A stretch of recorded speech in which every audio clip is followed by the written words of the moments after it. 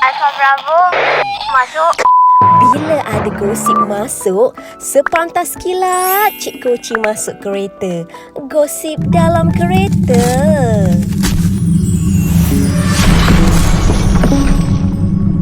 Kedekut like dan share tau.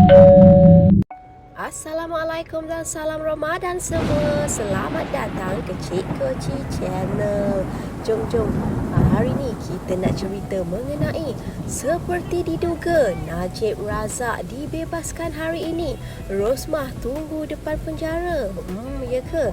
Jom kita tengok cerita selanjutnya. Hari ini bekas Perdana Menteri Najib Razak akan mengetahui sama ada percubaan keduanya untuk mengetepikan sabitan dan hukuman ke atasnya dalam kes rasuah SRC International bernilai RM42 juta diterima Mahkamah Persekutuan ataupun tidak.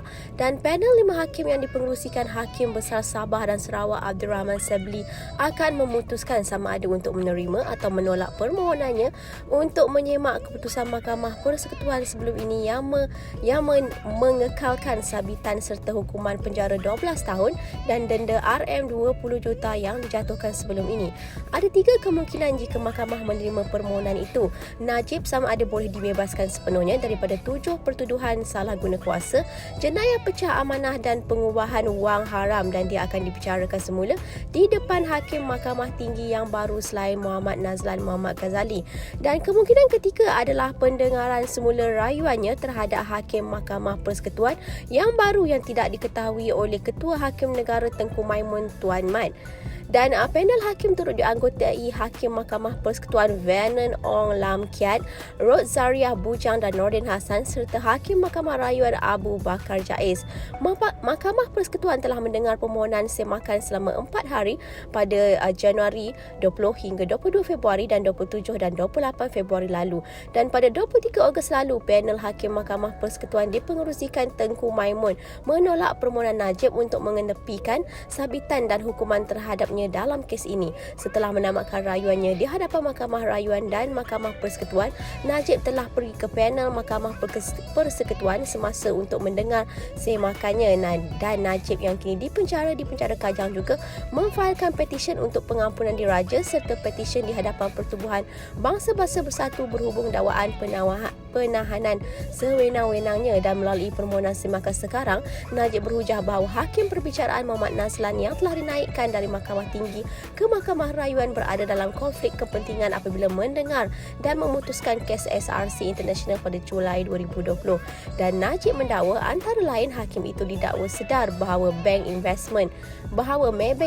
Investment, satu entiti kumpulan Maybank, dan Bina Fikir, satu lagi entiti kumpulan Maybank juga telah menasihati 1MDB dalam perkara berkaitan penubuhan SRC International. Dan Najib mendakwa konflik kepentingan itu timbul kerana peranan Nazlan sebagai peguam Maybank sebelum ini.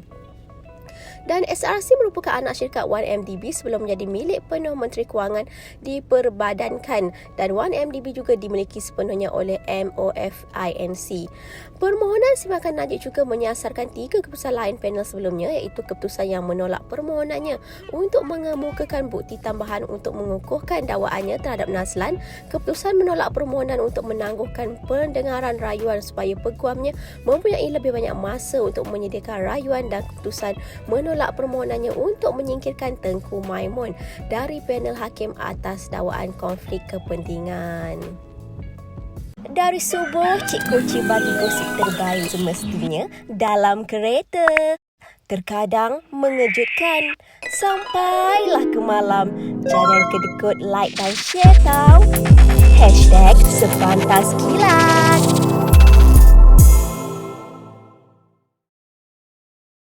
Diulangi, artikel ini diambil dari artikel berkenaan.